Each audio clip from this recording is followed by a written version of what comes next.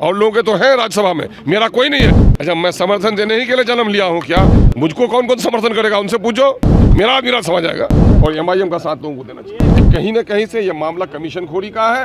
16 मार्च 2026 को राज्यसभा के 5 सीटों के लिए चुनाव होना है और अब इसको लेके बिहार की राजनीतिक में कस्मा-कस्मी का दौर काफ़ी शुरू हो चुका है, क्योंकि जो AIM के जो विधायक हैं, 5 विधायक बिहार से चुने गए हैं और ये भी चाहते हैं कि AIM की तरफ से राज्यसभा में 1 सीट मिलना चाहिए और उसको लेके AIM के प्रदेश अध्यक्ष अख्तरुल ईमान क्या कुछ कर रहे हैं। हम आपको पहले वो बयान सुनवा रहे हैं, उसके बाद आपको हम बताएंगे कि किनसे ये सपोर्ट मांग रहे हैं। पहले आप उनका बयान को सुने। जीतन राम मांझी जी कह रहे हैं कि शराब की होम डिलीवरी हो रही है। भाई मैं ये कह रहा हूँ, सुनिए, शराब बंदी के ताल्लुक से स्वतंत्र भारत में उस वक्त मामला आया बापू के पास। महात्मा गांधी से पूछा लोगों ने कि बापू, शराब के ताल्लुक से नई सरकार क्या पॉलिसी होगी? बापू का ऐतिहासिक शब्द आपके सामने होना चाहिए। बापू ने कहा कि शराब बंद रहेगी। लोगों ने कहा बापू, अगर शराब बंद हो जाएगी तो शराब के रेवेन्यू से बहुत सारे स्कूल और हॉस्पिटल चलते हैं, वो प्रभावित हो जाएंगे। बापू के कितने पवित्र शब्द थे। उसने कहा, मेरा बच्चा अनपढ़ रह जाए, मेरे लोग बीमार रह जाए, मैं इसे बर्दाश्त कर सकता हूँ, लेकिन मैं अपने बच्चों को शराब, अपने नौजवानों को शराब पीने की इजाज़त नहीं दे सकता। इस पर हमको कायम रहना चाहिए।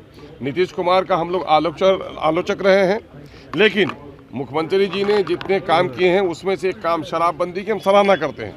लेकिन मुख्यमंत्री जी की नीयत तो सही है, लेकिन नीचे का जो व्यवस्था है, वो व्यवस्था इतनी चौपट है कि आज शराबबंदी के बावजूद भी बिहार में घर घर में शराब की होम डिलीवरी हो रही है। शराब के धंधे में लोग मालामाल हो रहे हैं। पुलिस का संरक्षण पर्याप्त है और कहीं ना कहीं राज्य सरकार ने भी उसको ढील दे रखा है। यही वजह है कि शराबबंदी होने के बावजूद भी बिहार में शराबबंदी नहीं है। आगे सरकार समीक्षा क्यों नहीं करना चाहती है?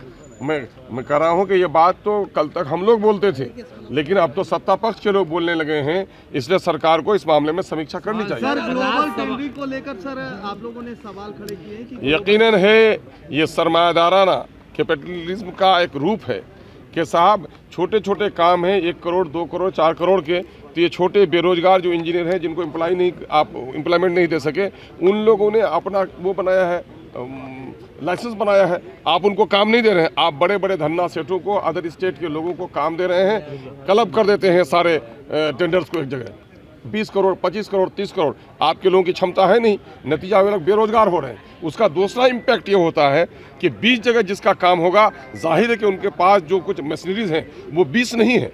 नतीजा ये हो गया काम में भी डिले हो रहा है। ये कहीं ना कहीं से ये मामला कमीशन खोरी का है और ये सरकारी जो चाकर लोग हैं वो लोग ये काम करा रहे हैं। ये काम बहुत ही गलत है और मैं कह रहा हूँ इसमें जो दलित समाज के लोग हैं, जो लोग पिछड़े समाज के लोग हैं, जो लोगों के पैसे कम हैं, क्या वो गरीब कभी ले सकेंगे? वो बेरोजगार जो इंजीनियर जो कहा कि नौकरी हमको नहीं मिली, चलो हम अपने निर्माण के काम में लग जाएंगे, वो कभी कर सकेंगे? ये नहीं कर सकेंगे। ये पॉलिसी लोकतांत्रिक और मैं समझता हूं कि लोकतंत्र के हित में नहीं है। ये समाज के गरीबों और कमजोरों को दबाने वाली चर्चाएं हो रही है। आपके भी 5 विधायक हैं, क्या किनको समर्थन दीजिएगा? अच्छा, मैं समर्थन देने ही के लिए जन्म लिया हूँ क्या? मुझको कौन कौन समर्थन करेगा? उनसे पूछो।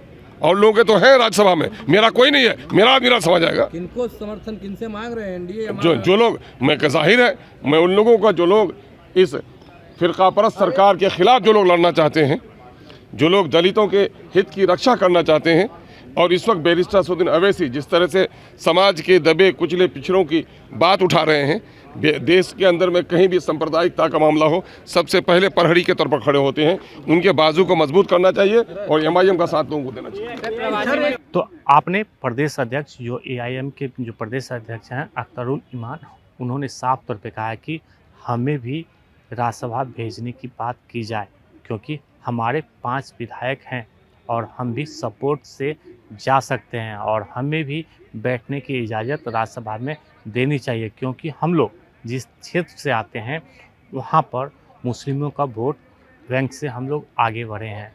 क्योंकि जो मुस्लिम के लिए सोचेगा, जो अक़लियतों के लिए सोचेगा, उससे हम समर्थन चाहते हैं।